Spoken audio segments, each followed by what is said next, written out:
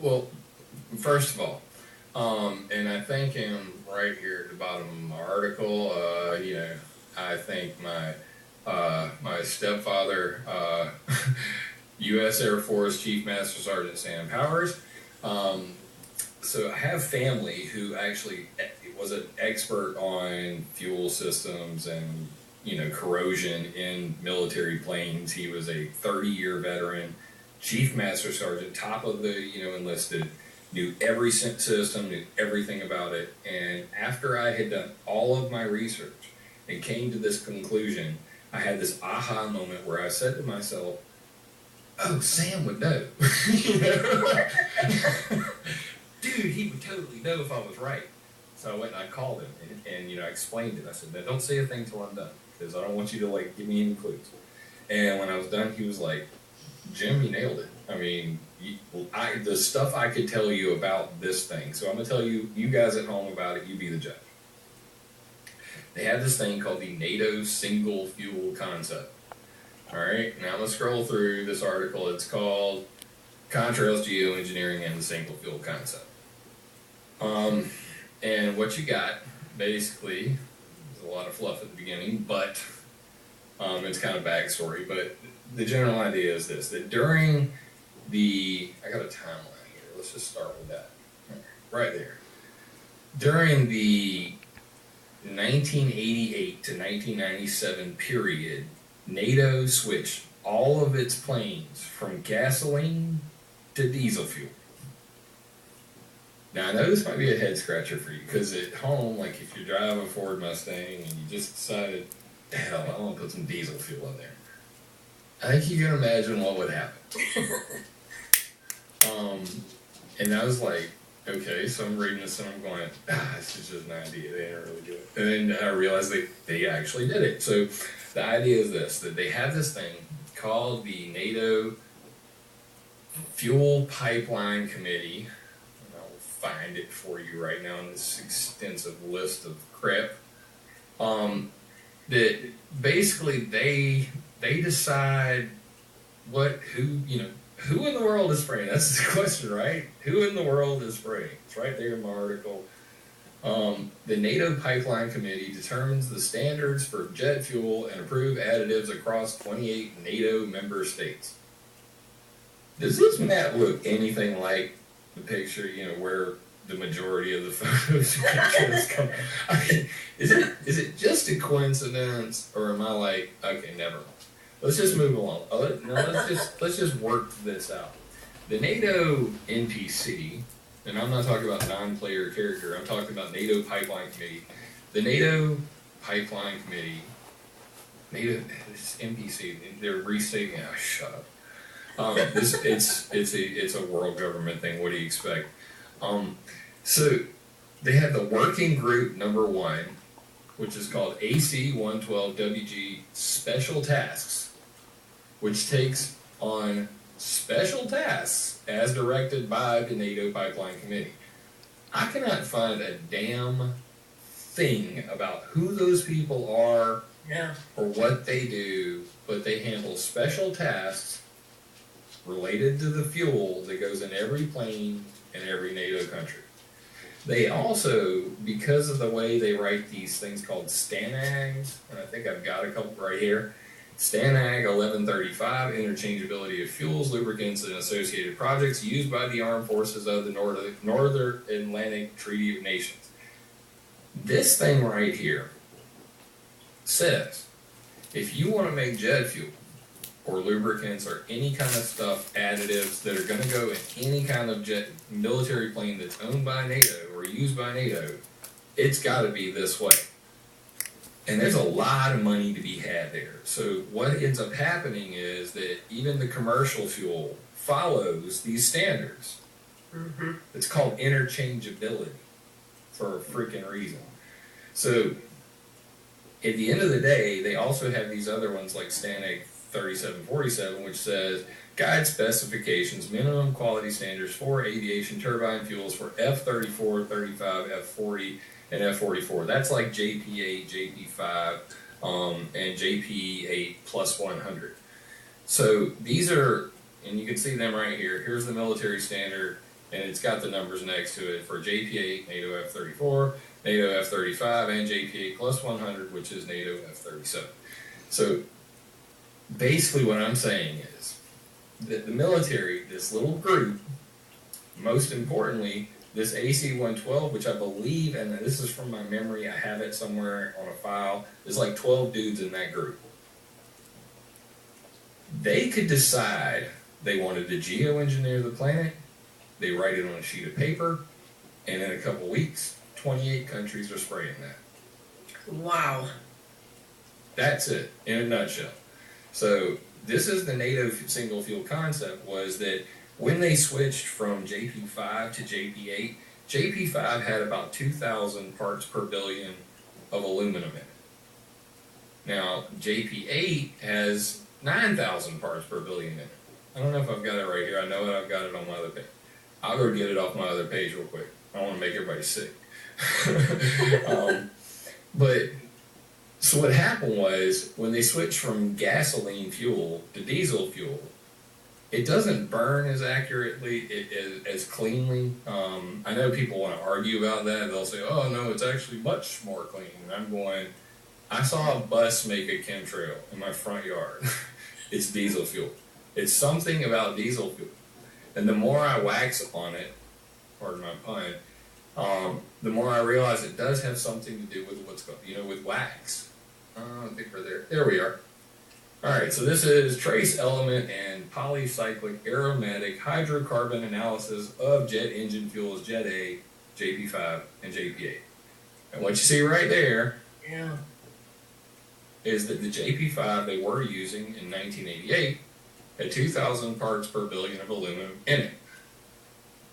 JP8 has 9,360, 3 times at least. So this stuff doesn't burn. Go look, even metabunk retard trolls go, well, the flash point of this is less than that. If any aluminum was in there, it wouldn't burn. And I'm going, so all of that aluminum that's already in the jet fuel comes out the back end unburned. Not all of it unburned. A lot of it becomes aluminum oxide. Now, we're not going to get real wax. I don't want to wax deep on the chemical stuff. I've got all the equations. They're all in papers. Go read them. Yeah. But the point is, aluminum and strontium, you can see that strontium in JP5, 70, in JP8, 358. Titanium. Wow, that's a big one. 35. Wait for it. 1,056. So titanium dioxide happens to be something that David Keith was real fond of spraying, wasn't it? Oh, was he? Yes, it's been. Yeah, I believe it's in the stratosphere at Welsbach for cooling the planet patent that it says titanium dioxide. Also, go to the timeline here. Let me reset at the beginning. Show most recent. Go to the very bottom, and there's AMEG. These guys, these prickholes, AMEG, they said, let's geoengineer the whole planet back in 2013, and this is what they said: develop and test the deployment and suitability of reflective particles of such materials such as titanium dioxide, TiO2. It's a popular chemical for solar radiation management or albedo modification, but the redneck version is sun blocking. These jerk-offs think they can cool the planet by blocking the sun. And they want to use reflective metal particles to do it. And lo and behold, what do I find out over here? These guys, from 1988 to 1997, switched to diesel fuel. That JP8 loaded with metals. And in 1997, they completed that. When they completed it in 1997, that was the first time the word chemtrails was ever used on the internet. You can't make this up. And you can see that they also came up with this stuff called plus 100 additive. And it says propulsion research could revolutionize jet fuel, and you can see it right here on, let's see if I can blow that image up real quick. let's see, view image. What you see here is on the left, this is JP8, and this is ice crystals, and this is 1 millimeter right here. And then over here, this is the JP8 with the plus 100 additive, and you have smaller ice crystals. And the thing about smaller ice crystals is they persist longer. So if you put the two together, you got plus 100, which makes ice crystals smaller, and you got JP8, which is loaded with frickin' metals. So that's why we have chemtrails worldwide coming from military planes. And commercial, Jim? Yeah, and the commercial planes are very similar in nature because they are now using this plus 100 additive as well. What that does is they heat up the gas tank. The gas tank is used as a radiator. So they actually heat the gas up to 200 degrees Fahrenheit, and the plus 100 additive, which is called a HITS additive, a high thermal stability additive, it allows them to heat the gas another 100 degrees, which makes the ice, and because of the chemical cocktail that they put in there, and it's called SpecAid AQ462. I've got some, PDFs and stuff on this over on my on my script. But this is a fancy chemical that they add to it that basically allows them to change the chemical composition of the fuel completely. And the point being that now, even with the commercial planes, everybody's experimenting on the jet fuel constantly. And this one happens to coincide with the start of the chemtrail problem. The first 3 articles written about with the word chemtrail on them mention JP8 by name. So back in 98. Yeah, they were in 98. So it's not, in my mind, it's not a coincidence. When I talked to my chief master sergeant father-in-law, or stepfather, he basically says, when we switched to that JP8, it destroyed fuel filters. We had black belch coming out of the back, which is this, black, carbon black dust soot, that just coated the engines. They had coking problems. Coking is where it builds up inside the combustors. So they had to redesign the combustors and everything on all of these large planes because they were basically smoking, Yeah. And this is something that they did because the NATO Pipeline Committee said that we could save a lot of money on putting gas in tanks and planes if they all use the same gas. And that's it. So was it a conspiracy that they wanted to save money on gas, so they ended up breaking the M1 Abrams smoke system? You can't make this stuff up. So they put the JP8 in the M1 Abrams, and they have this smoke deployment system that'll shoot smoke canisters and all that. Well, they wouldn't smoke because of the way the JP8 was, and they had problems with it having too much wax build up in it. It was when it would freeze, like in freezing conditions, the JP8s would just, or the tanks would roll to a stop. But they were doing all this to make it cheap. So at the end of the day, go ahead. Yeah, well, I want to interrupt here. Now, the other thing that comes up is, so when there's barium in the fuel, and barium is really important to electro-optical operations in the sky and communications, is it put there for military purposes, or is it simply made use of because it's already in the fuel? See, and that's a real hairy one, and I'm going to be brutally honest right now, and I hate to do this. So I've been saying for quite a while that status 450 is this additive that it has barium in it, and it's been brought to my attention that I actually missed a comma on a cast number I actually should have seen. And there's a difference between naphthalene sulfonic acid and dinonyl naphthalene sulfonic acid, barium salt. Now, me and Mick West are kind of butting heads about this shit. And I haven't changed my website yet, which is really pissing off this guy named Oswald on Twitter. So I actually haven't updated it because Oswald's pissed and it's fun. But what I'm seeing is that, yeah, there may be a case where that actually isn't a barium salt, but then I'm reading papers where they say that it's produced, the barium salt is produced by neutralization of the dinyl naphthalene sulfonic acid denza, and I'm waiting for an answer from my father-in-law on that before I trust Nick West and update my whole freaking website. But this is a very hair-splitting.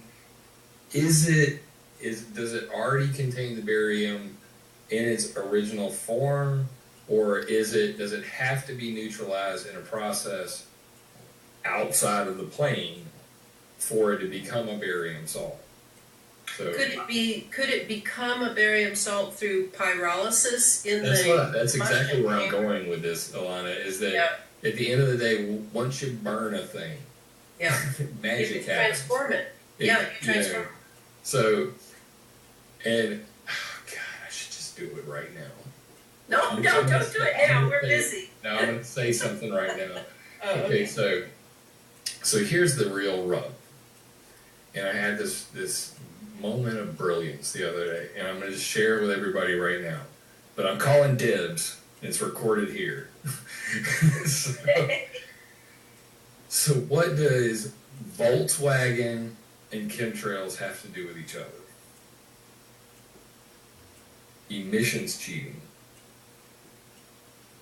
Now, Volkswagen is in a whole bunch of crap because they gave a Volkswagen car to the government, they took it in a lab, and they hooked it up to a computer, and they did a test, and they said the emissions was this, and then they went out in the real world, and they saw the emissions were that. Now, every single paper I have ever read about emissions coming from planes were done in a lab. And I've only seen maybe 14, 15 papers where there was what's called an in situ or on-site test of what would be a real-world exhaust plume. And even then, it's partial. You know what I mean? Because you've obviously got background wind and shitty sensors, but the fact remains that there really is no real-world data on what's coming out of these planes. available. And that's just, it's like, I try to tell people, and this is where people really hate on me, it's like, I'm trying to tell you to think of this as a pollution issue, because you could march your ass up to Washington right now and say, planes have been flying over my head for 60 years. There really is no, proper testing of any of it. The Russian government could put uranium in the frickin' fuel tank and spray us all tomorrow, and there's no protection whatsoever, and you guys have never even tested, let alone have a way of testing. If somebody were nefarious and wanted to put dialoque anthrax, wake up, Homeland Security, holla at your boy, I'll tell you all about this shit. I got it in an article. But if somebody decided to put, like, I saw this thing, hollow spheres for hollow worlds, where they got these nano nuclear glass balls that the Savannah River nuclear site here in my lovely home state of South Carolina is making, where they can fill these nuclear glass balls with chemicals, with drugs. Yeah. If we're making it, other people can make it, and these things are designed to be suspended in fuels.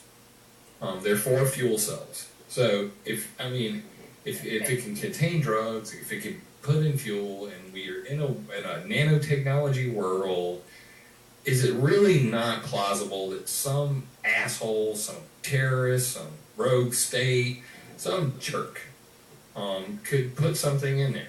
Is it possible that NATO has decided to geoengineer the planet, and a group of 12 dudes was like, all we got to do is make sure that the titanium is pretty high in there, and we'll switch to a fuel high in titanium, and suddenly the whole world will get geoengineered.